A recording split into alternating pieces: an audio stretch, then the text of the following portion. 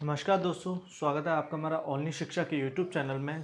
आज हमें द हिंदू के 3 एडिटोरियल्स को डिस्कस करना है। यहाँ पे जो पहला जो आर्टिकल दिया है उसका नाम है court drift and chink of judiciary armour. देखते हैं कि इस आर्टिकल में क्या कहा जा रहा है। इस आर्टिकल का कंटेंट है कोर्ट एंड इट्स मैकेनिज्म। आज कोर्ट कैसे काम करने लगा है, टाइम के साथ साथ हमारे इंडिया की जुडिशरी में काफ़ी ज़्यादा चेंजेस आए हैं। यह article retired chief justice AP Shah के द्वारा लिखा गया है।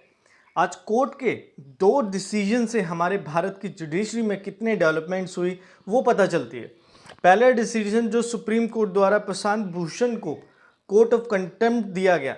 दूसरा कुछ 5 से लेकर रिटायरमेंट तक लिए गए डिसीजन जस्टिस अरुण मिश्रा कि कैसे उनके डिसीजन द्वारा जुडिशरी की इंटीग्रिटी को ब्रेक किया गया। तो सुप्रीम कोर्ट द्वारा प्रशांत भूषण के केस में जो डिसीजन कोर्ट ऑफ कंटेम्प्ट का दिया गया, उससे ऐसा लग रहा था कि कोर्ट ने अपने दबदबे को बनाए रखने के लिए दिया है। प्रशांत भूषण के ट्वीट्स पर सुप्रीम कोर्ट उन्हें इग्नोर कर सकती थी, बल्कि कुछ फाइन लगाकर छोड़ सकती थी, लेकिन सुप्रीम कोर्ट ने उन्हें 3 मंथ्स का जेल और उनके लाइसेंस को 3 साल के लिए बंद कर दिया। कोर्ट द्वारा ऐसे डिसीजन देना जिससे सिर्फ एक ईगो की भावना का बहन हुआ है, गुस्से में उस इंडिविजुअल्स से बदला लेने के लिए, लेकिन सुप्रीम कोर्ट इसे इग्नोर कर सकती थी। प्रशांत भूषण के दोनों ट्वीट्स में सुप्रीम कोर्ट द्वारा बार बार इस केस पर ध्यान दिया गया, जिसके लिए कोर्ट्स हेयरिंग करने लगा। सुप्रीम कोर्ट द्वारा बार बार कोशिश की गई उस कंटेम्परर को दबाव में रखने और माफ़ी मांगवाने के लिए। तो देखिए कि कैसे आज इंडियन जुडिशरी काम कर रही है बदला लेने के लिए, लेकिन भूषण द्वारा माफ़ी नहीं मांगी गई कोर्ट से, जिसके लिए कोर्ट ने उन्हें केस ऑफ कंटेम्प्ट के तहत में सज़ा सुनाई। आज सुप्रीम कोर्ट के इस रवैये से एक कॉमन पर्सन काफ़ी डरा हुआ है कि कोर्ट आज बदला लेने के लिए इंसान को किसी भी चार्ज के तहत सज़ा दे सकता है, जिससे सुप्रीम कोर्ट की जो नींव है ना वो नष्ट हो रही है। ऐसे जुडिशरी की कोई ज़रूरत नहीं है आज एडमिनिस्ट्रेशन में, जिससे एक प्रतिद्वंदी की भावना नजर आए जजेस में। और जजेस कम्युनिटी को इस लॉ कंटेम्प्ट को दोबारा रिवाइव करना चाहिए, क्योंकि इस सेल्फ डिफीटिंग लॉ जो खुद ही इंडिया की जुडिशरी में आज एक क्वेश्चन मार्क लगा रखा है जिसने, और इसमें बदलाव होने चाहिए। ऐसा ही कुछ हाल कोर्ट के जस्टिस अरुण मिश्रा का रहा, जो सुप्रीम कोर्ट के मेंबर थे। 2 सितंबर 2020 रिटायरमेंट से पहले कुछ ऐसे डिसीजंस उनके द्वारा लिए गए, वो सिर्फ जुडिशरी की डिग्निटी को नष्ट करते हैं। सिर्फ उनकी कार्यकाल 2014 से लेकर 2020 तक के डिसीजंस पर एक नज़र डाली जाती है, जिसमें उनके द्वारा एक कोर्ट में लाए गए केसेस को किस बेंच द्वारा सुनवाई की जाएगी, यह काम उनकी बेंच द्वारा किया जाता था और उन्हीं द्वारा डिसीजन दिए जाते थे। इनके द्वारा ज़्यादातर पॉलिटिकल इश्यूज़ को इनकी बेंच द्वारा सॉल्व किया जाता था, जिसमें इनके द्वारा पॉलिटिकल्स के फेवर में ही डिसीजन दिए जाते थे। जब कोर्ट एक ऑटोनॉमस बॉडी है, दूर दूर तक कोई रिलेशन ही नहीं पॉलिटिकल पार्टी से और कोर्ट के जजेस के बीच में, उनके द्वारा जितने भी डिसीजंस वे सब पॉलिटिकल पार्टीज़ के फेवर में ही रहे। लेकिन ऐसा करना गलत है, क्योंकि इससे पब्लिक ट्रस्ट आज ख़त्म हो रहा है ह्यूमन बींग्स का जजेस के अगेंस्ट में। स्कॉलर्स द्वारा बात बोली जाती है, आज सुप्रीम कोर्ट एक सही आधारित पर डिसीजन देने वाला कोर्ट नहीं, बल्कि आज पॉलिटिकल पार्टीज़ का कोर्ट बनता जा रहा है, जिसमें मनमानी कोर्ट के जजेस और पॉलिटिकल पार्टीज़ द्वारा की जाती है। आज इन जजेस के डिसीजन पर लाइट पड़नी चाहिए, जिससे वे जजेस जो पॉलिटिकल पार्टीज़ को बढ़ावा दे रहे हैं उन पर कार्यवाही हो। ऐसा ही कुछ लूप होल्स जस्टिस दीपक मिश्रा के टेन्योर में रहे। बहुत सारे एलिगेशंस लगाए गए उनके वर्किंग पीरियड में कि जो केसेस का अलॉटमेंट है वो रिमोट कंट्रोल कहा जाता था, जिसको उनके द्वारा बोला यह जाता था कि सुप्रीम कोर्ट के सीजीआई के पास अनरिस्ट्रिक्टेड और निडर पावर है कि केसेस को किस बेंच द्वारा डील किया जाएगा। ये जो मास्टर ऑफ रोस्टर सिस्टम है वो पास्ट के लिए अच्छा था, जब इंडिपेंडेंट जुडिशरी की जाती थी कोर्ट द्वारा, लेकिन आज थिंग्स चेंज है काफ़ी। आज जजेस को अपॉइंट सिलेक्शन के लिए पॉलिटिकल लीडर्स का इंटरफेरेंस बढ़ गया है, जिसके कारण national judicial appointment commission act को आज कोई यूज़ नहीं बनता है। इस एक्ट के तहत पहले जजेस की सिलेक्शन की जाती थी, जिसमें पॉलिटिकल लीडर्स का इंटरफेरेंस नहीं होता था, लेकिन इस जजमेंट का भी यूज़ नहीं होगा अच्छे से अगर पॉलिटिकल लीडर्स का इंटरफेरेंस रहेगा तो, क्योंकि लीडर्स ज़्यादा उन जजेस को अपॉइंट किया करते हैं जो पार्टीज़ के फेवर में डिसीजन देंगे।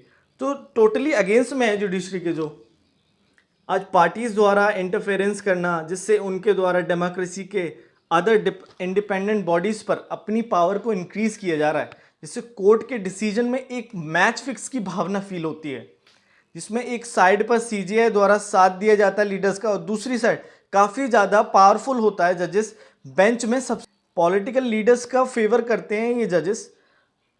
ये इसलिए करते हैं क्योंकि जजेस को रिटायरमेंट के बाद पॉलिटिकल लीडर्स द्वारा अपॉर्चुनिटीज़ दी जाती हैं बदले में, जिसके लिए जजेस द्वारा ये सब काम किया जाता है। इस इंडिपेंडेंट जुडिशरी को कुछ ऐसे जजेस द्वारा आज नष्ट किया जा रहा है जहां पर इतना बड़ा लूप होल है। इन कोर्ट्स ऑफ जस्टिस जजेस द्वारा ऐसा करना, प्राइवेट डिस्प्यूट्स को खुद से ही सॉल्व करना पॉलिटिकल के फेवर में, जो काफ़ी अनइम्पोर्टेंट केसेस रहते हैं, बल्कि जजेस को पब्लिक इंटरेस्ट के लिए ज़्यादा से ज़्यादा काम करना चाहिए। कई बार ऐसा भी किया जाता है सीजीआई द्वारा, सीजीआई के खिलाफ में लगाए केसेस को सीजीआई द्वारा उनके फेवर में बोलने वाले जजेस को ही केस सौंप दिया जाता है, जिसमें कोर्ट का प्रो एग्जीक्यूटिव बिहेवियर रहता है। इसमें यह केस उन जजेस को दिए जाते हैं जिनकी परफॉर्मेंस अच्छी होती है और जिनके ज़्यादा चांसेस और बढ़ जाते हैं नेक्स्ट सीजीआई बनने के लिए। तो प्रेजेंट सीजीआई द्वारा बोला यह जाता है कि उन जजेस को आप इस केस में मुझे प्रोटेक्ट कीजिए, मैं तुम्हें नेक्स्ट सीजीआई के लिए अपॉइंट करूंगा जिसके बदले में। ऐसा कुछ कहा जाता है सीजीआई के द्वारा जो नेक्स्ट सीजीआई बनने के लिए होते। ऐसा ही कुछ हुआ दीपक मिश्रा के जजेस के वर्किंग पीरियड में। मेडिकल एडमिशन स्कैम केस को जस्टिस अरुण मिश्रा के बेंच को सौंपा गया था, और जब जस्टिस गोगोई पर सेक्सुअल हरासमेंट का केस लगाया गया था तब भी केस अनदर बेंच को सौंपा गया था, जिसमें ज़्यादा से ज़्यादा सीजीआई को प्रोटेक्ट किया जाता है दूसरे जजेस द्वारा भी। आज हमारे पास इतने ज़्यादा प्रॉब्लम्स हैं इन सिस्टम से कोर्ट में। आज इंडिया को ज़रूरत है लीगल और रूल बेस्ड मैकेनिज्म की, जिससे केसेस को सही बेंच के हाथ में सौंपा जाए और इंडिपेंडेंट जुडिशरी को बनाया जाए। जैसा कि यूरोपियन कोर्ट्स ऑफ जस्टिस और European court of human rights द्वारा केसेस को अलॉटेड किया जाता है, वहाँ की बेंचेस द्वारा, कोर्ट द्वारा नहीं। इस मैकेनिज्म को रैंडमली यूज़ किया जाता है केसेस के अलोकेशन के लिए। कोई भी रूल जब भी लागू किया जा सकता है जब तक जजेस खुद से स्टैंड नहीं लेंगे उस पर, जिसमें जजेस में बिग पावर की भावना नहीं होगी। तो सबसे बड़ा रीज़न यही है जजेस की मनमानी का। रूल बेस्ड सिस्टम हो केसेस के लिए, जिससे बेंच किसी के हित में बनकर काम ना करे, जहां पर ट्रांसपेरेंसी रहे और पार्शियलिटी की भावना ना हो। इन सब से कोर्ट में हो रहे इंटरफेरेंस को रोका जा सकेगा। और इंडिपेंडेंट जुडिशरी की सबसे बड़ी नींव है पार्शियली के बिना कार्य करना, जिससे पब्लिक कॉन्फिडेंस को लाया जा सकेगा, जिसमें इक्वालिटी और fairness, protect of human rights और फ्रीडम की लैंग्वेज होगी। आज अंत में बोला जाता है, आज भारत की इंडिपेंडेंट जुडिशरी को सबसे ज़्यादा खतरा है पॉलिटिकल लीडर के इंटरफेरेंस से हो रहे, और लेजिस्लेचर द्वारा भी जुडिशरी में इंटरफेरेंस किया जाता है। लेकिन सबसे ज़्यादा खतरा तब पैदा होता है जब अंदर से ही कोई ये सब काम करने में साथ दे रहा हो। जैसे 1985 में सीजीआई चंद्रचूड़ द्वारा बात ये बोली जाती है कि सबसे ज़्यादा थ्रेट जुडिशरी को बाहर से नहीं बल्कि अंदर से ज़्यादा होता है। आज चेंजेस लाने होंगे जुडिशरी में, और जस्टिस अरुण मिश्रा के रिटायर्ड होने से कोई आज की सिचुएशन खुद से चेंज नहीं होगी। वे तो सिर्फ एक सिस्टम का एक हिस्सा थे जिनके द्वारा ये सब किया गया। सुप्रीम कोर्ट के सभी जजेस को इस पर चेंजेस करने की बात करनी चाहिए। इससे इंडिपेंडेंट इंस्टीट्यूशन में अपने हित में कार्य करेंगे वे, या ये सच में इंडिया की जुडिशरी को प्रोटेक्ट करना चाहते हैं आउटसाइड लीडर से, और अपने उस फेवर को बंद करना जो जजेस द्वारा लीडर को दिए जाते हैं।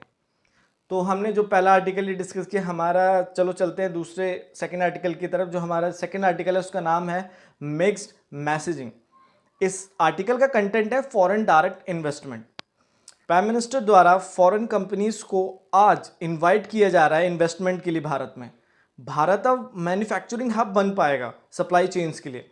इस कोविड-19 की महामारी से सब बंद होने से आज गुड्स की मूवमेंट रुक गई है। इस कोविड-19 के डिस्ट्रप्शन से काफ़ी इकॉनमी फॉल हो रहा है ग्लोबली में। आज इस पैंडेमिक में यूएस इंडिया के स्ट्रैटेजिक फोरम को लाया गया है, और साथ ही साथ उन इन्वेस्टर्स के लिए अपॉर्चुनिटी टाइम है जो इन्वेस्टर्स अपनी कंपनियों को चाइना से रिलोकेट कर रहे हैं, क्योंकि आज इंडिया ने अपने डोर ओपन कर दिए हैं उन फॉरेन इन्वेस्टर्स के लिए।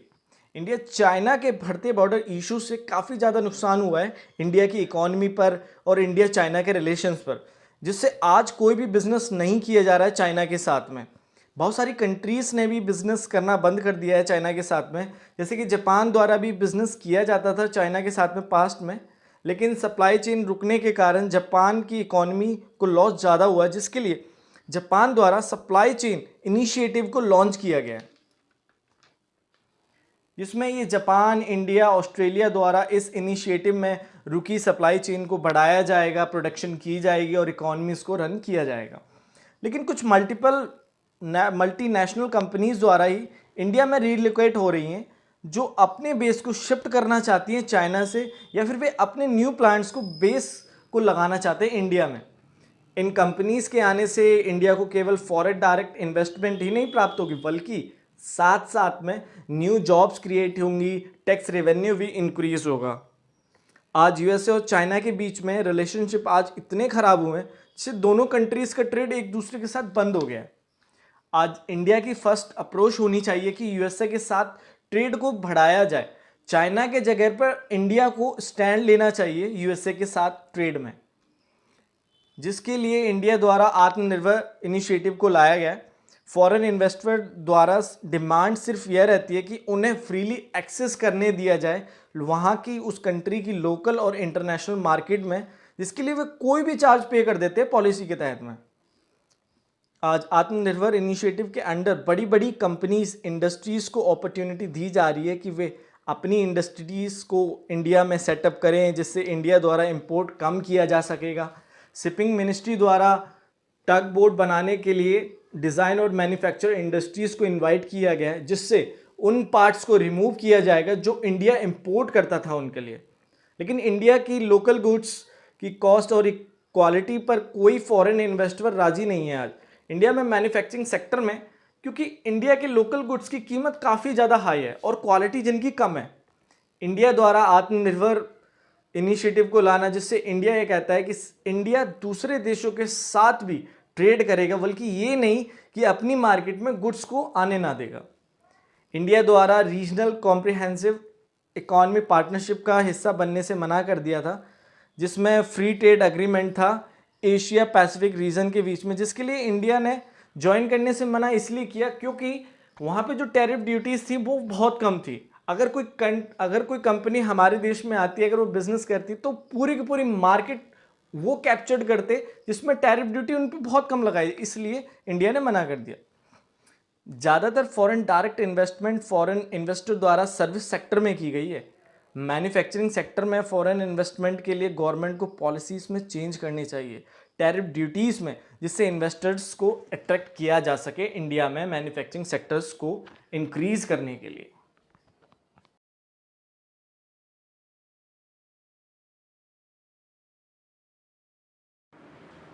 हमारा जो थर्ड आर्टिकल है उसका नाम है policy lesson in Tamil Nadu language formula. इस आर्टिकल में वैसे बात नेशनल एजुकेशन पॉलिसी 2020 के बारे में कही जा रही है। इस पॉलिसी से क्या इफ़ेक्ट आएगा तमिलनाडु स्टेट पर, जिसमें पहले से ही डिफरेंसेस हैं दिल्ली के पॉलिसी से पिछले 50 सालों से, लेकिन इन सब डिफरेंसेस के बाद भी पॉलिसी से पॉजिटिव इम्पैक्ट हुए थे सोशल और इकोनॉमिक चेंजेस को लाने में तमिलनाडु में पास्ट में। इस आर्टिकल में बात कांजीवरम नटराजन अन्नादुरई द्वारा कुछ आर्गुमेंट सामने आए लैंग्वेजेस को लेके। जो कांजीवरम नटराजन अन्नादुरई थे वो अरिनगर अन्ना नाम से फेमस थे। वो एक इंडियन पॉलिटिशियन थे जो तमिलनाडु के फर्स्ट चीफ मिनिस्टर बने थे 20 दिनों के लिए 1969 में। जो अन्नादुरई के अनुसार लैंग्वेजेस के लिए बोला यह जाता है कि उनकी जो पार्टी थी ना द्रविडियन, उनकी पार्टी की मूवमेंट थी कि गवर्नमेंट पावर को प्राप्त करने के साथ साथ तमिलनाडु में तमिल और इंग्लिश लैंग्वेज के अलावा कोई अदर लैंग्वेजेस ना हो स्कूल्स में पढ़ाने के लिए। और उनकी ये लैंग्वेज पॉलिसी काफ़ी ज़्यादा सिमिलर थी डेवलप कंट्रीज़ की लैंग्वेज पॉलिसीज़ के साथ। डेवलपमेंट कंट्रीज़ में मोस्टली वन लैंग्वेज फार्मूला को यूज़ किया जाता था प्राइमरी स्कूल्स में स्टूडेंट्स को टीचिंग के लिए, और जब स्टूडेंट्स मिडिल स्कूल में पहुँचते थे तब उन्हें वन मोर लैंग्वेज प्रेफर की जाती थी। ज़्यादातर इंग्लिश को अवेल किया जाता था, लेकिन इन कंट्रीज़ में कोई अन्य लैंग्वेजेस को थोपा नहीं जाता था स्टूडेंट पर, जैसे कि आज किया जा रहा है इंडियन एजुकेशन पॉलिसी में। बट जो स्टूडेंट थे, लिटरेचर स्ट्रीम से बिलोंग करते थे, सोशियोलॉजी से, इंटरनेशनल ट्रेड में रहते ना, उनके पास कम से कम 5 से 6 लैंग्वेजेस प्राप्त की जाती हैं उनके द्वारा। सभी कंट्रीज़ द्वारा बहुत सारे चैलेंजेस भी फेस किए जाते हैं लैंग्वेजेस के इश्यूज़ पर, जिसके लिए ज़्यादातर फोकस इंग्लिश लैंग्वेज पर किया जाता है मदर टंग लैंग्वेज के बाद में। जापान और सिंगापुर ऐसी 2 कंट्रीज़ हैं जहाँ पर बड़ी ही रेगुलेशंस के साथ में लैंग्वेज पॉलिसी को इम्प्लीमेंट किया जाता है, जिससे सोशली डेवलपमेंट हो सके और इकोनॉमिकली डेवलपमेंट कंट्री में पीपल्स के बीच में की जा सके। सिंगापुर की लैंग्वेज पॉलिसी को इंडिया की करंट लैंग्वेज पॉलिसी से कंपेयर किया जा सकता है, क्योंकि इंडिया में बहुत सारे डिफरेंट कल्चर, रीजनल लैंग्वेजेस हैं, मदर टंग्स पाई जाती हैं यहाँ पे। सिंगापुर के first prime minister Lee Kuan Yew द्वारा चेंजेस किए गए थे लैंग्वेज पॉलिसी में, जिससे इक्वल स्टेटस दिया गया था सिंगापुर की मदर टंग्स और इंग्लिश लैंग्वेजेस को।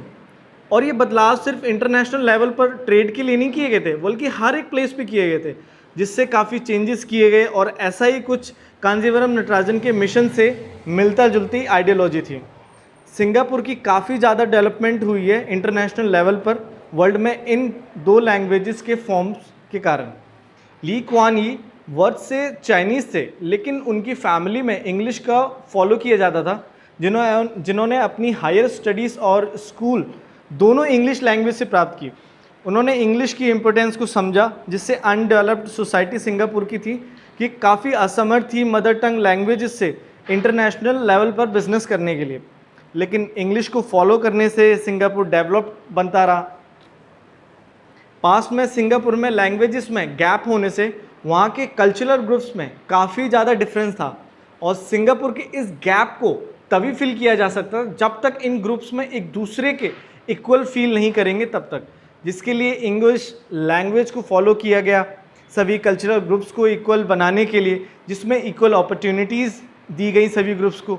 इन्हीं रीज़न से मलय, चाइनीज़, तमिल और इंग्लिश को कॉमन लैंग्वेज डिक्लेयर किया गया, जिसमें इंग्लिश को ज़्यादा स्केल पर फॉलो किया जाता है आज की डेट में। अनदर आर्गुमेंट था कि सभी नेशनल लैंग्वेजेस को ऑफिशियल लैंग्वेज बना दिया जाए, जिससे कॉमन लिंकेज दी जाए इंग्लिश के द्वारा। जो इंग्लिश ऑफिशियल लैंग्वेज थी इन सभी सोसाइटीज़ के डिफरेंट ग्रुप्स में, जिससे इंग्लिश के द्वारा हिंदी और तमिल स्टूडेंट्स दोनों को ही ईजिली टीच किया जा सकेगा स्कूल्स में। लेकिन हिंदी लैंग्वेज को आज की डेट में ऑफिशियल लैंग्वेज सिर्फ बनाना, जिससे बहुत सी अनइक्वल सेटिस्फैक्शंस होंगी सोसाइटी में उन अदर ग्रुप्स के लिए, जिनके साथ पार्शियल ट्रीटमेंट होना स्टार्ट हो जाएगा जॉब्स में, एजुकेशंस में और अदर सेक्टर्स में, और ज़्यादा से ज़्यादा प्रिविलेजेस अवेल किए जाएंगे हिंदी पॉपुलेशन द्वारा। अन्ना दोहरा जी ने जिसके लिए टोटली अगेंस्ट में थे इस इनजस्टिस के। अन्ना दोहराई का मानना था कि इंग्लिश एक ऐसी लैंग्वेज बनेगी जिससे वर्ल्ड में सबसे ज़्यादा फॉलो किया जाएगा। अगर पास्ट में देखें तो जब यूएस से कंट्री को सेटअप किया जा रहा था तो 20% पीपल ब्रिटिश आइसिल को छोड़ के चले गए थे, और जितने थे वहाँ पे उनके द्वारा इंग्लिश को ऑफिशियल लैंग्वेज चूज़ किया गया था। अन्नादुरई द्वारा तमिल और इंग्लिश लैंग्वेज की लैंग्वेज पॉलिसी को इम्प्लीमेंट करना चाहते थे तमिल में, लेकिन जिसे रियल में इम्प्लीमेंट सिंगापुर में किया गया ली क्वान यू के द्वारा। सिंगापुर में भी काफ़ी ज़्यादा कोशिश की गई चाइनीज़ लैंग्वेज को ऑफिशियल लैंग्वेज बनाने के लिए, जैसे कि आज इंडिया द्वारा ज़्यादा जोर दिया जा रहा है हिंदी को ऑफिशियल लैंग्वेज बनाने के लिए, जबकि आज भारत में हिंदी बोलने वाले लोगों की संख्या 50% तक नहीं पाई जाती अभी तक। सिंगापुर में 74.2% तक आज चाइनीज़ पॉपुलेशन है, मलेशियन पॉपुलेशन है 13.2% तक की, और 9.2% तक इंडियंस पाए जाते हैं वहाँ पे। अगर ली क्वान द्वारा चाइनीज़ लैंग्वेज को ऑफिशियल बनाया जाता तो शायद चाइनीज़ पॉपुलेशन आज ज़्यादा मेजॉरिटी में होती। ली क्वान द्वारा अगर ऐसा होता तो वह अपने आप को आगे आने वाली जनरेशन तक के लिए पॉलिटिकल सेटअप कर देते, लेकिन ऐसा नहीं किया गया उनके द्वारा, और इंग्लिश और अदर लैंग्वेजेस को सेम रिस्पेक्ट दी गई। उनके द्वारा इंग्लिश ही नहीं बल्कि दूसरे सोशल ग्रुप्स की लैंग्वेजेस को भी इन्हेंस किया गया, जिसके लिए उन्होंने रूल बनाए कि हर सिंगापुरियन को अपनी मदर टंग के साथ साथ इंग्लिश को सीखना है। आज ली युआन की 2 लैंग्वेज पॉलिसी से काफ़ी डेवलपमेंट हुई है सिंगापुर में। जिसके कारण सिंगापुर आज ग्लोबली में काफ़ी ज़्यादा एडवांस कंट्री है। ऐसा ही सेम 2 लैंग्वेज फार्मूला से तमिलनाडु भी भारत का एक डेवलप स्टेट है जहाँ पर कोई बिग ट्रेड नहीं किया जाता जैसा कि गुजरात और महाराष्ट्र में किया जाता है, जिसके पास कोई वाइटल रिसोर्सेज नहीं पाए जाते हैं, ना ही लैंड रिसोर्सेज जैसे केरला और पंजाब के पास हैं, ना ही जिसकी population size Uttar Pradesh state की तरह है।